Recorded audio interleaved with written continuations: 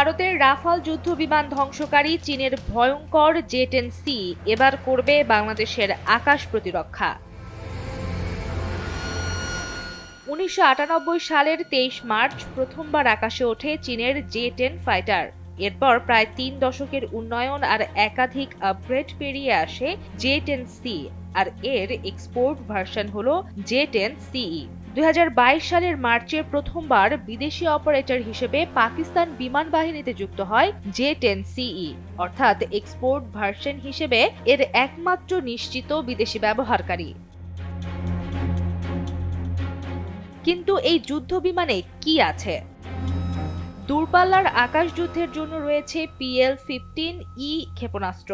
এর সক্রিয় র্যাডার নির্দেশিত ক্ষেপণাস্ত্র, অর্থাৎ শত্রু বিমান চোখে দেখার আগেই দূর থেকে আক্রমণের সুযোগ তৈরি করে। আর কাছাকাছি আকাশ যুদ্ধের জন্য রয়েছে PL-10E।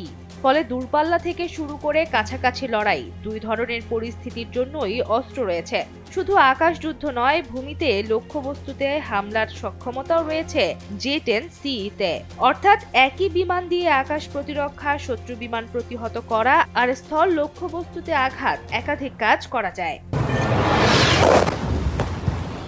২০২৫ সালের মে মাসে ভারত পাকিস্তান সংঘর্ষের পর জে-10সিই বিশ্বজুড়ে আলোচনায় আসে। পাকিস্তান দাবি করে তাদের জে-10সিই ভারতীয় রাফাল যুদ্ধবিমান ভূপাতিত করেছে। চীনও পরে এই এয়ারক্রাফটের প্রথম কমব্যাট সাকসেসের কথা বলে। তবে ঠিক কতটি বিমান কিভাবে ধ্বংস হয়েছে এ নিয়ে ভারত ও পাকিস্তানের দাবি পরস্পর বিরোধী। তাই এটিকে পুরোপুরি স্বাধীনভাবে যাচাই হওয়া কিল রেকর্ড হিসেবে দেখার সুযোগ নেই। তাহলে বাংলাদেশের জন্য কেন এত গুরুত্বপূর্ণ?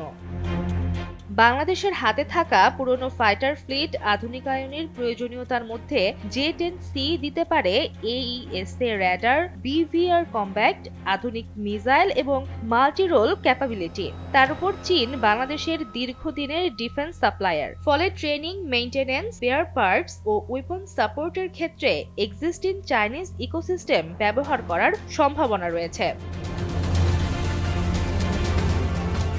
বাংলাদেশ চীনের সঙ্গে জে-10সি কেনার বিষয়ে আনুষ্ঠানিক আলোচনার দিকে এগোচ্ছে। তবে এখনো চূড়ান্ত সংখ্যা, দাম কিংবা ডেলিভারি টাইমলাইন নির্ধারিত হয়নি। অর্থাৎ এটি শুধু নতুন একটি যুদ্ধ বিমান কেনা নয়, বাস্তবায়িত হলে বাংলাদেশের BVR, এয়ার কম্ব্যাক্ট এবং সামগ্রিক এয়ার ডিফেন্স ক্যাপাবিলিটি আধুনিক করার বড় পদক্ষেপ হতে পারে। তামিরা মাসরুহা, চ্যানেল 24।